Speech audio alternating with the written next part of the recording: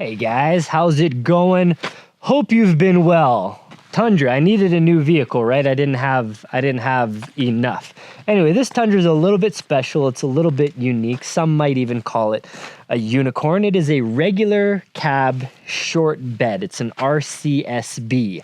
I'm going to get into a lot of facts. I'm going to explain a lot of things about the truck. I'm going to talk about my own personal journey with the truck, my kind of lust after regular cabs that has been going on since actually I got into off-road vehicles.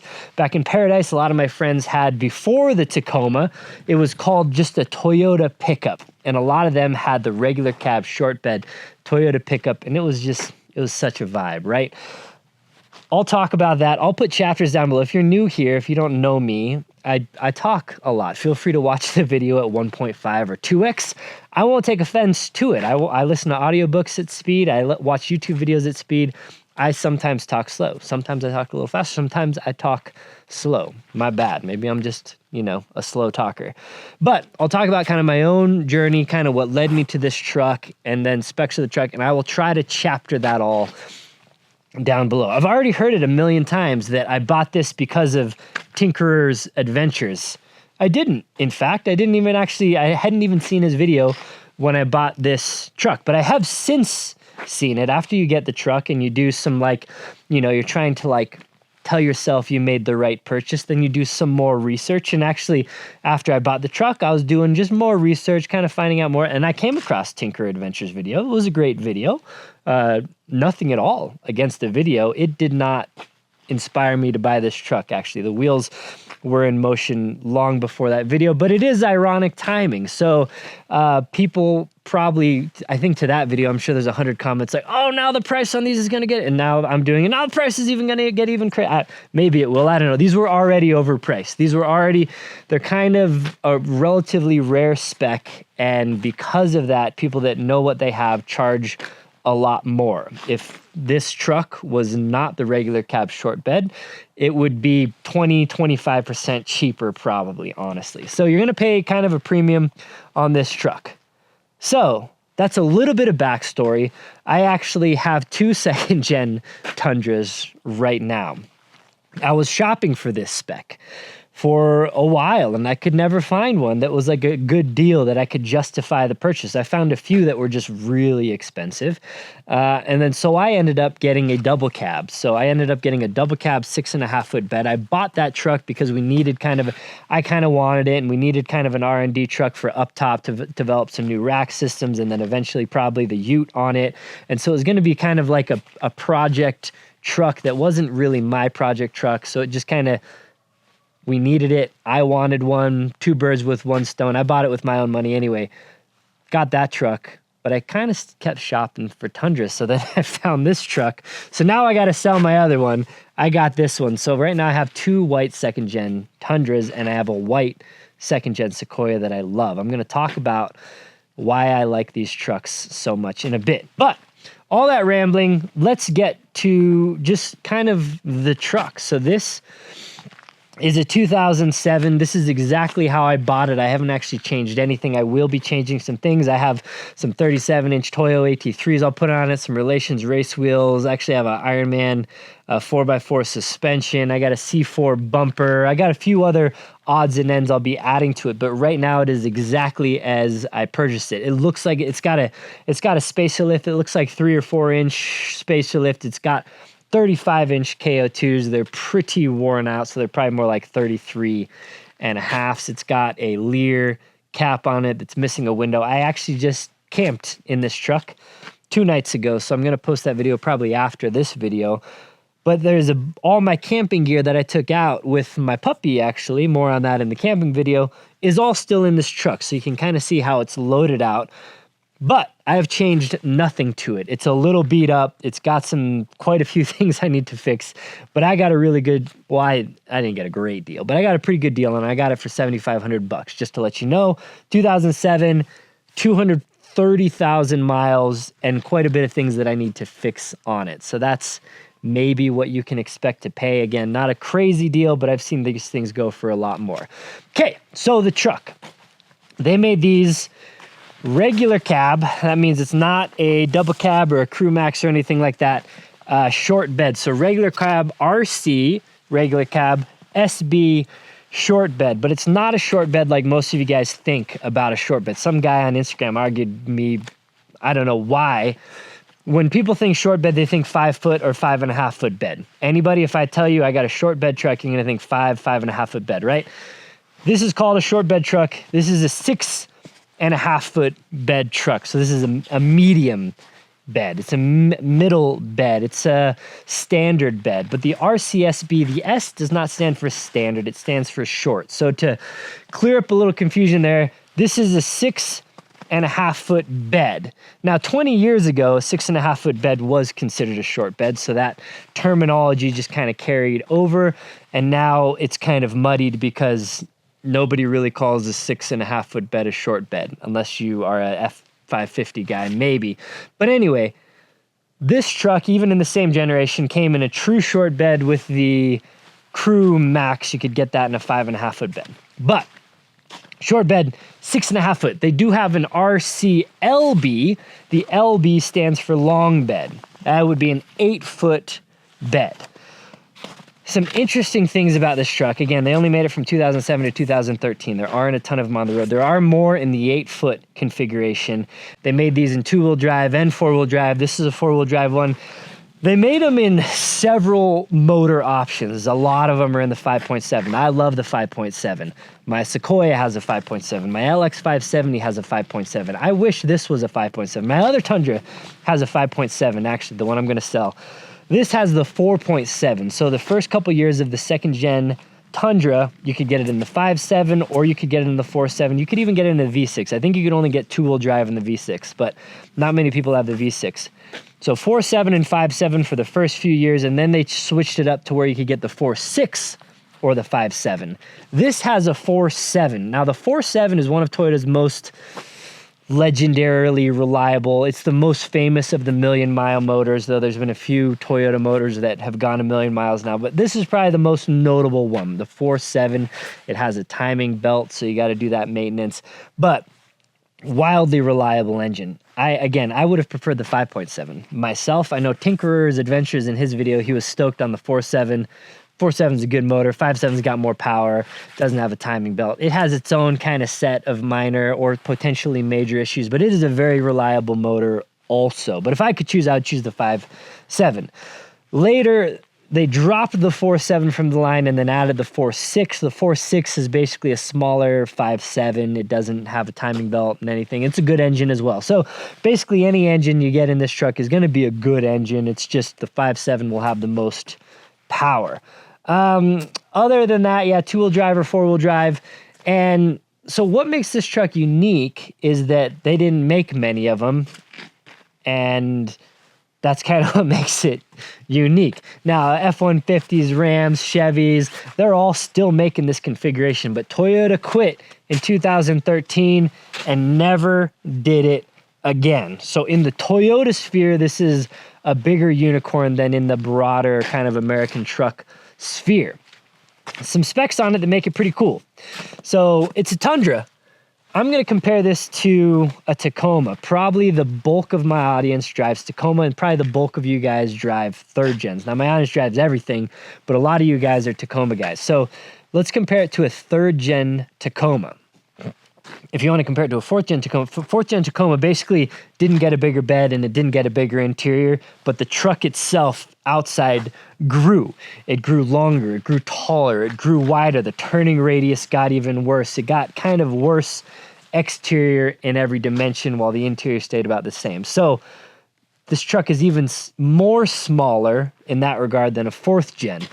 So comparing it to a third gen though, third gen, you could get a crew cab or an access cab. So you could get the bigger back seat and the 5-foot bed, or the smaller back seat and the 6-foot bed, or the bigger back seat and the 6-foot bed. So let's compare it to the smallest version of that, which is the crew cab with the 5-foot bed, which is the same size as the access cab with a 6-foot bed. So this truck right here is actually 2 inches shorter. The wheelbase is 1 inch shorter.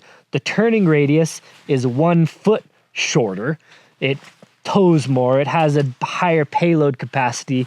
The interior is way more roomy. Has a little more ground clearance, a little more power, though this has less power than like a 4th gen Tacoma. It's bigger bed, if I mentioned that, so a half foot longer than even the long bed Tacoma, but also quite a bit wider, quite a bit deeper. All that, it's a few hundred pounds heavy. I think it's three or 400 pounds heavier. So you get a lot of pros with not many cons compared to a 3rd gen Tacoma. Now the biggest difference obviously is this has no back seat. I'll get in here and show you. There's actually a ton of room, a surprising amount of room behind this seat, but it has no back seat. So it may be a deal breaker for a lot of you. It was a deal breaker. It could never be my only vehicle. I'm married with kids and I, sometimes pick up people at the airport and give people whatever. Maybe it could be your only vehicle. It could not be my only vehicle, but it could be somebody's 2nd vehicle or 3rd vehicle, or for some people it could be their only vehicle, but no back seat. We're going to get into kind of some like more personalized things I love about this truck, but I did want to talk about those kind of very obvious things. It's beefed up. It's more beefed up than a Tacoma in every way. It's stronger. It's bigger. All of the components are just, compared to a Tacoma. So if you're gonna seat delete a Tacoma, then probably just get this. If you need the back seat in a Tacoma, then obviously get that. Okay, so those are kind of the interesting specs about this truck.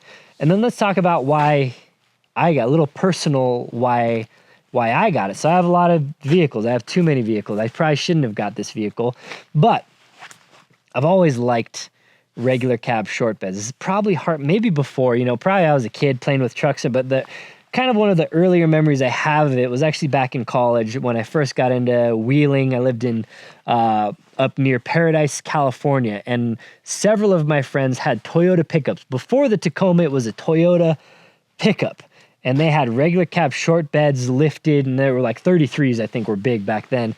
Those trucks were just such a vibe, and I always thought they were cool. But I never got one because I was always like, just the back seat makes sense. Like the back seat, I like drive people around, it just makes sense.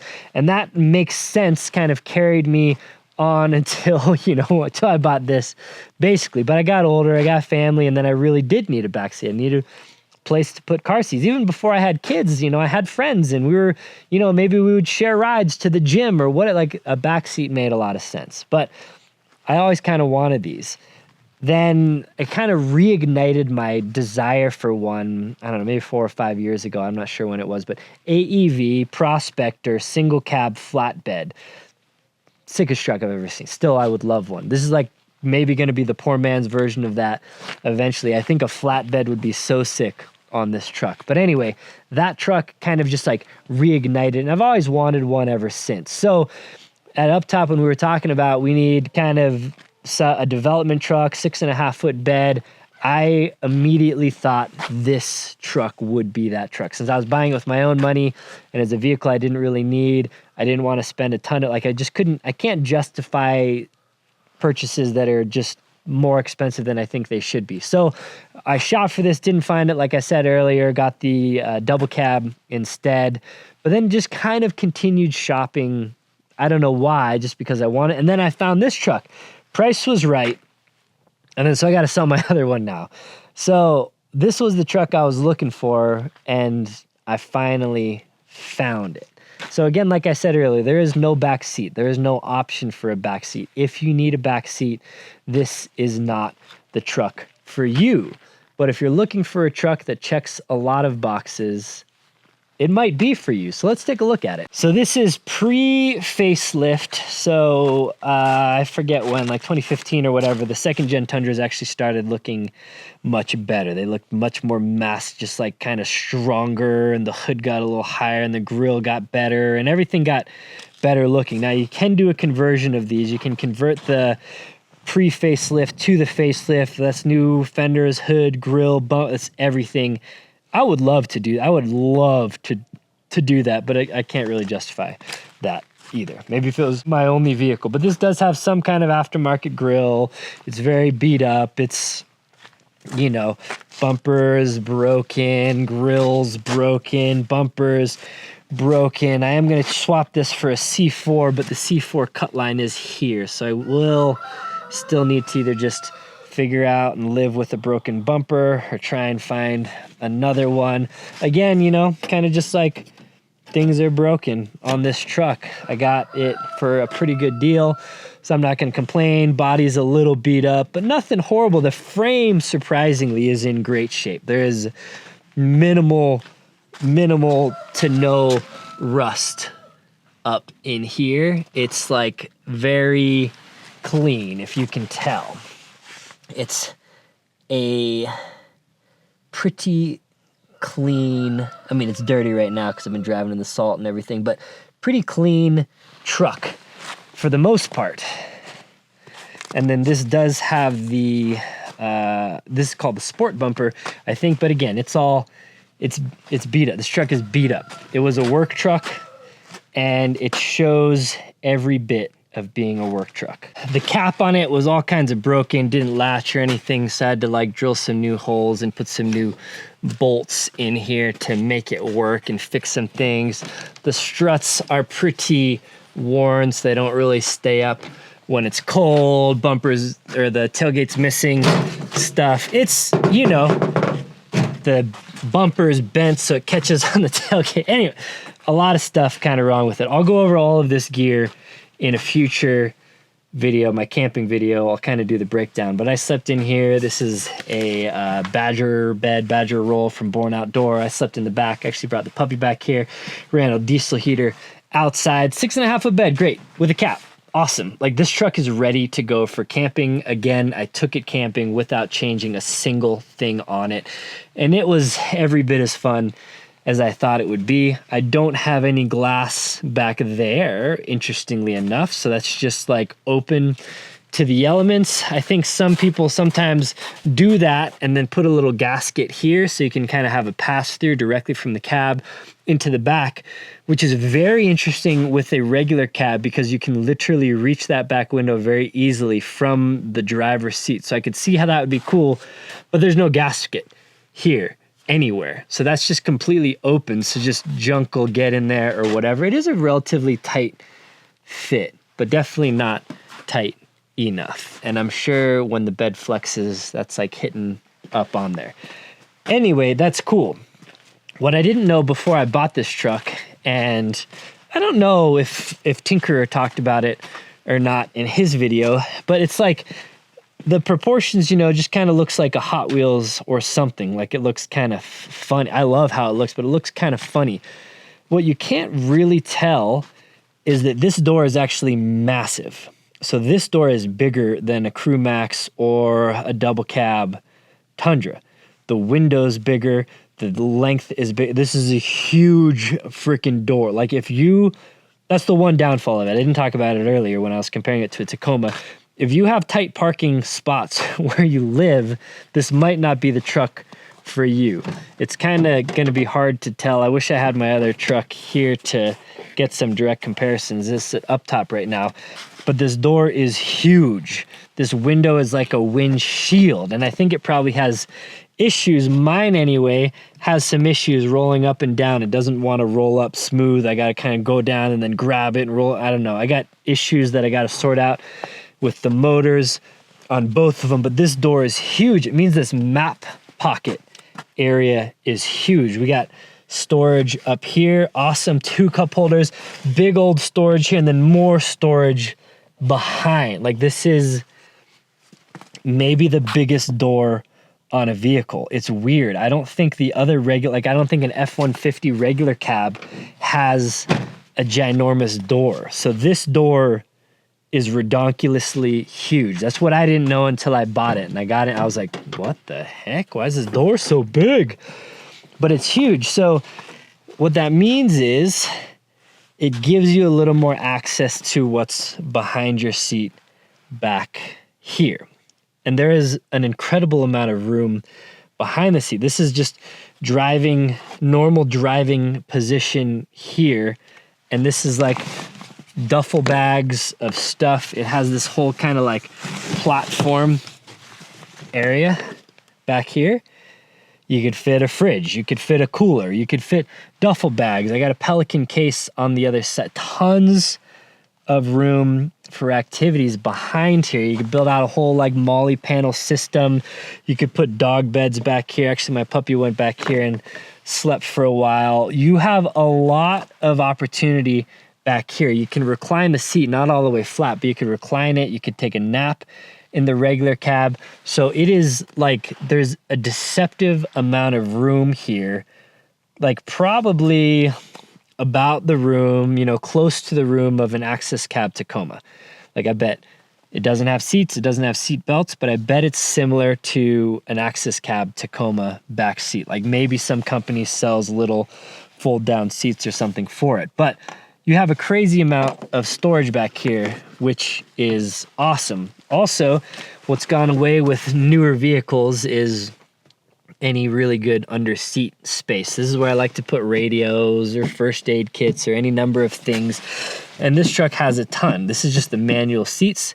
So the power seats probably have a little less room, but a ton of under seat room, tons of room behind, huge storage potential in the doors. I feel like I should measure it. I feel like even this cubby is bigger than what's on the Tundras. You know, no ball chiller or anything like that. I talked about my wife's second gen Sequoia. It's a 2011 Sequoia. It's basically got the same interior as this. It's a platinum, so it's got a few more bells and whistles. But I talked about how much I love the interiors of the second gen. Not aesthetically, you know, it's not a beautiful interior, but functionally, this is the best interior of any vehicles that I own. Functionally, it's got the handles overhead and on the front, not on this side, but on that side, the overhead and the front handle gauges just make sense. Everything is positioned properly. All the handles and everything are just big and chunky. This is just an SR5, so it's relatively Spartan in here. So we got some light controls, vent controls, mirror controls. We do have power windows, power locks, but my power lock on the driver's door isn't working, so I gotta figure that out as well. Jellyfish launcher. I got a couple poverty buttons here where I got nothing in there. But then it's got the good, you know, same as the third gen Tacoma. Good, easy cruise control, no adaptive cruise control or anything like that.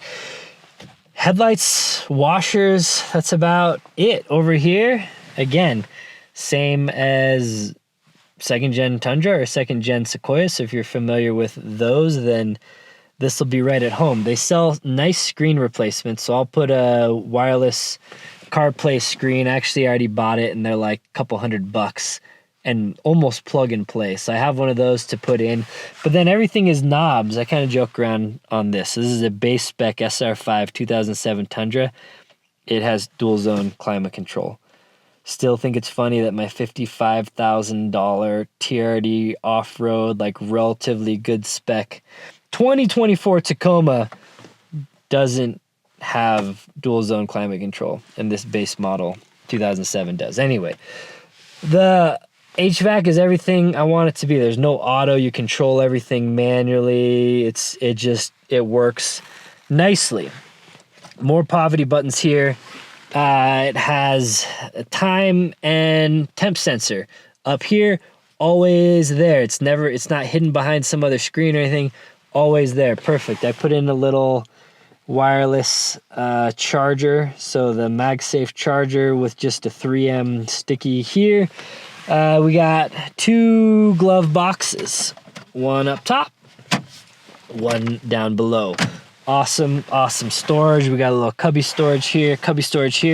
Not one, but 2 cigarette lighters. This is fantastic. We got 2 here and we got another one here even. Now, one of my favorite things is Nalgene's fit just default. You don't have to do anything. Actually, you could fit even a little bigger than a Nalgene. We got 2 Nalgene cup holders. How come every new vehicle cannot fit that blows my mind. But They did it right for the second gens. And then you also have a third cup holder. This is a little smaller. I'm missing the thing that kind of goes here normally, but it's a little removable piece that gives a little more storage. And then this actually gives access to, you can remove this whole thing out of here if you just want like a big cubby for whatever reason. A little more storage there. Again, it's like nothing fancy, but just so functional and perfect. We got one sunglass holder up here and then another little business card holder or whatever. This is a mirror in the Sequoia. Kind of some wasted space. I've seen some that have like 3 or 4 sunglass holders up here. Sorry, it's a little dark up there. I got no sunroof or moonroof or anything. And again, a crazy amount of storage for the back seat not the back seat area. Here you can see I can reach the window to operate that just fine. I got a Pelican 1507 with plenty of room to spare. Back here, that little compartment is where like the jack and stuff is, and that's like a pretty big compartment as well. Now what I did here, we got rips, and again, this is a beat up truck. I put these are the cheapest car seats or car seat covers on Amazon. I'm like a poser, look like an operator. I don't even operate cats, or I'm not an excavator or anything. I have used them, but a little bit of a poser move on my part. But I like the color, and they were cheap. Seats are pretty beat up. But here's something that I love. As trucks get bigger on the outside and smaller on the inside, also your storage capacity gets smaller as well. Sequoia, second gen Sequoia and Tundra, the biggest consoles I've ever seen in any vehicle. Now I don't keep these in here, I just put them in here for the video. But if you're ever wondering, you can literally fit 3-gallon jugs in the center console. This thing also slides forward a little bit if you need to move your armrest forward, but just an insane amount of storage in here. Now I'll normally have one of these like tray, they sell them on Amazon, like a tray that's over, so it gives you storage in the top, and you can open that and have storage down below. I'll probably normally run that because I don't actually need to run 3 gallons of water or milk in the truck. But if I wanted to, I freaking could, and I love that. I love that. You know, more stuff I gotta fix, but I'm gonna pull that off anyway to try and dick around with the window motor and the power locks. So huge doors. Again, it's just a Toyota motor under the hood, nothing too fancy there. Ooh, I do have Alpha Rex replacement headlights. These are a little clouded and yellowed and blah. Not much else on this side, to be honest. Just kind of similar, massive storage here, good access back here. Oh, so this does recline and slide. That's actually it. There's no other adjustment. These aren't the power seats. You can get these with the power seats. You can get these a higher spec than this is. But it does have this little thing that allows this to basically, well, I got a bag here, so it won't actually go. That'll go flat, like that. So anyway, if you need to put that down to access, or you could just slide it forward. But it's crazy back here. I think I mentioned, but there's also another just factory cigarette lighter in the glove box. So you basically have 3 cigarette lighters in this vehicle. Anyway, that's my cool new truck. I think it's cool. I think it's sweet. I posted it on Instagram. A lot of you guys think it is too, I guess, as well. So kind of, again, 230,000 mile beat up SR5 Tundra is probably the most excited about a vehicle that I've had in a while. Now, I don't know exactly what the future holds for this truck as far as what I'm going to use it for, maybe some product development, but we're currently doing that on the other Tundra. So that Tundra we'll probably do the product development on, and then I'll sell. So maybe I'll just have this for fun. Maybe I'll put a camper in it. I think like end goal, my perfect world, one day this will have a flatbed. And that'll be kind of the end goal. I'm not like jumping straight into that or anything, but I think that would be very cool. So anyway, that is the RCSB Toyota Tundra that I recently acquired. I'll do some build updates and what on this truck. So if you're interested in it, feel free to get subscribed or interested in anything I do, kind of off-road, prep, whatever, gear stuff. Get subscribed to the channel. I would love to have you here on the last line of defense. Made some progress on the chicken coop. Actually, all my chickens are in there now. Made a little progress in the barn. I'll do some updates on that. So I have a question. I've brought this question up a couple times for my subscribers here.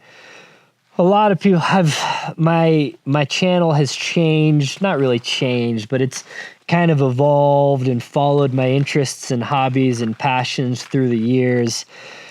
And I still have a lot of interests and hobbies and passions, and I still am always struggling with whether to put them all on one channel or break them out. I'm about to get in, well, actually I have so much content I should have filmed if I had like a homesteading channel. But as I continue to build out this homestead and practice more self-sufficiency, I don't know if that should live on this channel or if I should start a second channel that is really more about, and that could be like homesteading, self-sufficiency, preparedness, kind of mountain barn life, like all of like that side of my life. I was gonna put it on this channel, and I have put some of that stuff on this channel, but I thought maybe that is all different enough to merit its own channel.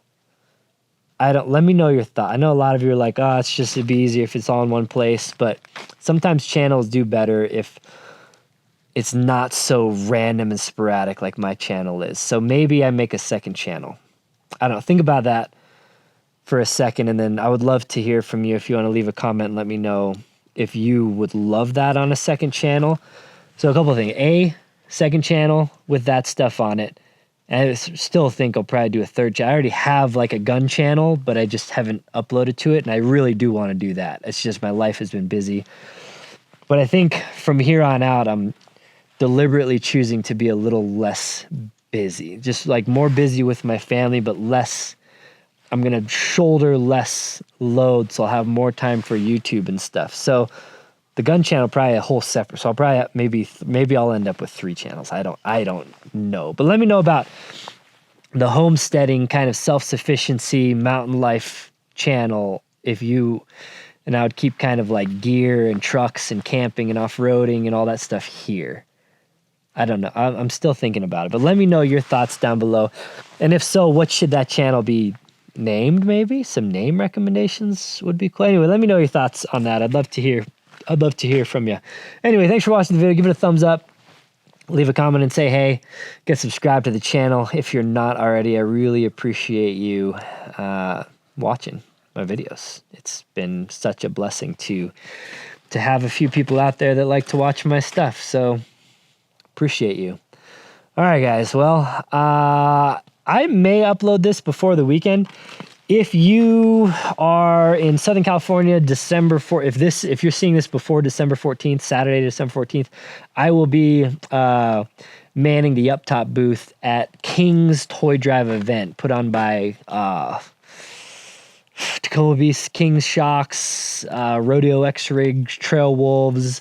Anyway, big event down there in Garden Grove, California, Saturday, December 14th from 8 a.m. to 4 p.m. It's a free event. Come find me, say hey, I'll be hanging out there all day. So yeah. All right, guys. Well, until next time, take care.